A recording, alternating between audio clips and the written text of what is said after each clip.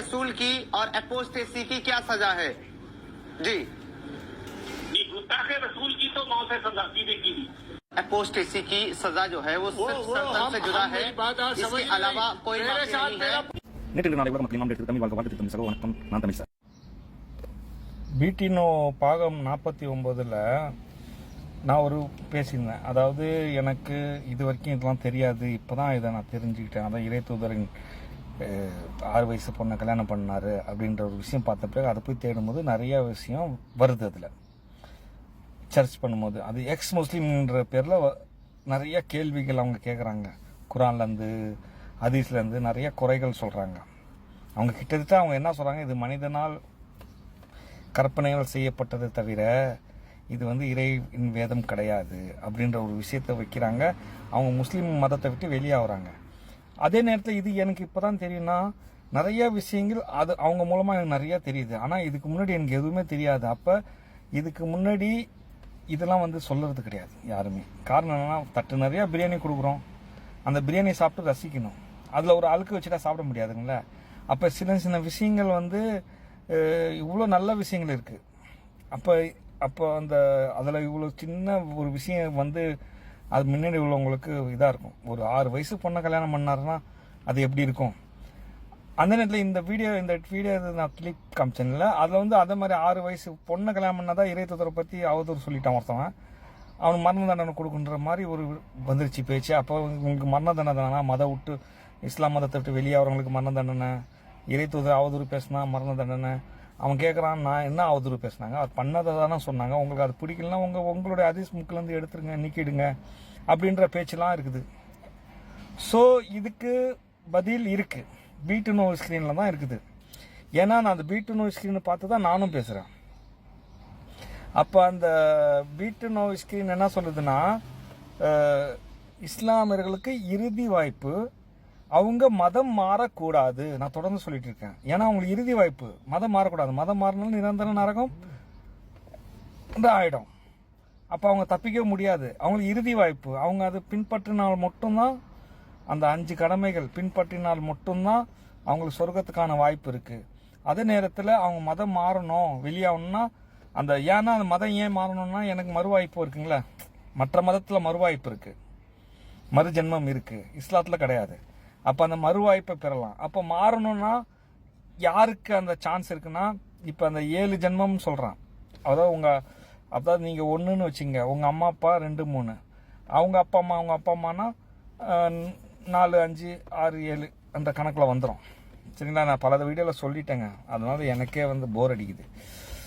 So நீ இதுக்குள்ளே உங்கள் அப்பா அம்மாவோ இல்லை தாத்தா பாட்டி இவங்கெல்லாம் வந்து யாராவது இந்துவாவோ கிறிஸ்டினோ எந்த மதமோ இருக்கிறாங்களா, உங்களுக்கு அந்த வாய்ப்பு இருக்குது. ஏன்னா அவங்க அந்த 7 பேர் வட்டத்தில் முஸ்லீமாக இருந்துட்டாங்கன்னா நீங்கள் மதம் மாற முடியாது அப்படின்ற ஒரு கணக்கு நான் சொல்கிறேன்.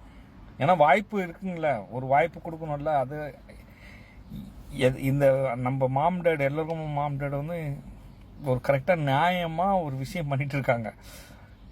ஜஸ்ட் அவங்கள நீங்கள் எதோ பேரில் சொல்கிறீங்க, நான் அந்த கரெக்டான அந்த விஷயத்த சொல்ல வரேன். அப்போ வந்து வாய்ப்பு இருக்குது. அப்போ நான் மதம் மாறக்கூடாதுன்னு சொல்கிறதுக்கும், மதம் மாறினால் மரண தண்டனை சொல்கிறதுக்கும் எந்தனால சொல்லியிருப்பாங்க, எல்லாம் லிங்க் இருக்குது. சரிங்களா? இதில் வந்து நிறையா புரிஞ்சிக்க வேண்டிய விஷயம் இருக்குது. இந்த முல்லாங்கெல்லாம் வந்து அந்த உண்மையை மறைக்கிறாங்க அப்படின்னா, நல்ல விஷயத்த மட்டும் ஏன் சொல்கிறாங்கன்னா, இறைவனுக்கு நம்ம தேவையோ இல்லையோ,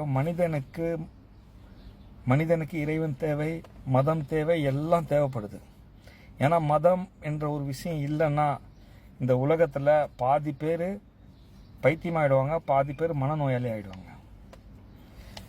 ஏன்னா நம்ம வாழ்க்கையில் எவ்வளோ விஷயங்களுக்கு அந்த இறைவனை நினைக்கிற ஒரு விஷயம் தான் நம்மளுக்கு மன ஆறுதலை கொடுக்குது. அதுவே பெரிய கவுன்சிலிங். இன்னொன்று, நம்ம தனி ஆளாக இருந்து என்ன வேணால் சொல்லிக்கலாம், கடவுள் இல்லாது இதுன்னு என்ன வேணால் சொல்லிக்கலாம்.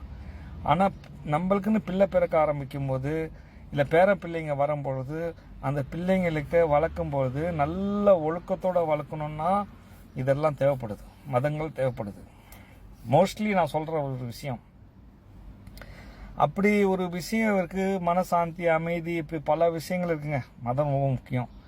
அப்போ அந்த மதம் என்பது உண்மையா பொய்யா, ஒரு இதை மறைச்சி அதெல்லாம் கற்பனை இருந்தாலும் என்ன செய்ய தேவைப்படுது அப்படின்னு நீங்கள் மறைத்து போகக்கூடாது. நீங்கள் அதுக்கு வரலை. இல்லைன்னா அப்படி ஒரு பொய்யான இது கிடையாது. ஒரு விஷயம் நடந்திருக்குது, அது ஸ்க்ரீனில் தெரியுது.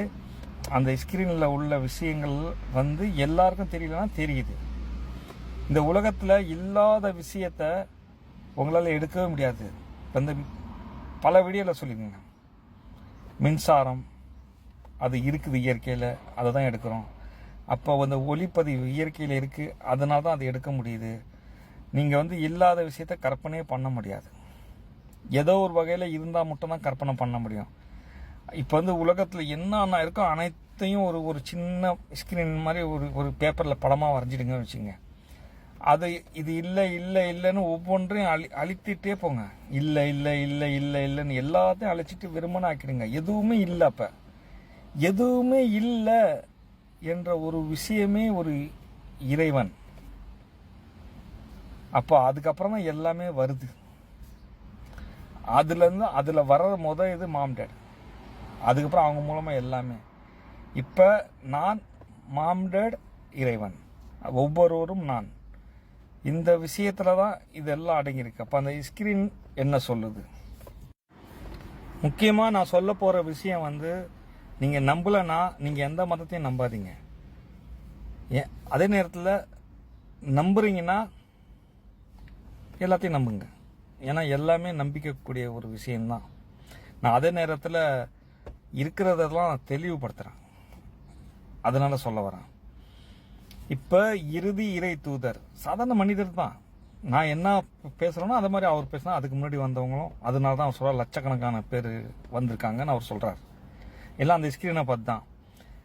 அந்த ஸ்க்ரீனில் வந்து அவர் ஏற்கனவே பல மதங்களை கடந்து மறுஜன்மம் பெற்று அவருடைய மைண்டில் அந்த ஸ்க்ரீன் ஃபாலோ பண்ணிகிட்டே இருந்திருக்குது காலங்காலமாக, ஜென்மமாக. அப்போ நான் சொல்கிறேன், இறை தூதரை பற்றி சொல்கிறேன். அவர் இறுதியாக அவர் முஸ்லீமாக பிறக்கல. இறுதியாக அவர் பிறந்த பிறகு, அவர் அதுக்கான நாணம் பெற்ற பிறகு, அந்த ஸ்க்ரீன் பார்த்த பிறகு, ஜிப்ரில், அதாவது அவர் சொல்கிற வானவர், நான் அதை ஸ்க்ரீன் சொல்கிறேன் அவ்வளோதான். அந்த இதை பார்த்த பிறகு அவர் வந்து இந்த விஷயங்கள்லாம் சொன்னால், அவர் வரலாறை பார்த்து தெரிஞ்சுங்க அவருக்கு என்னென்ன நடந்துச்சு, என்னென்ன போணுச்சு எல்லாமே.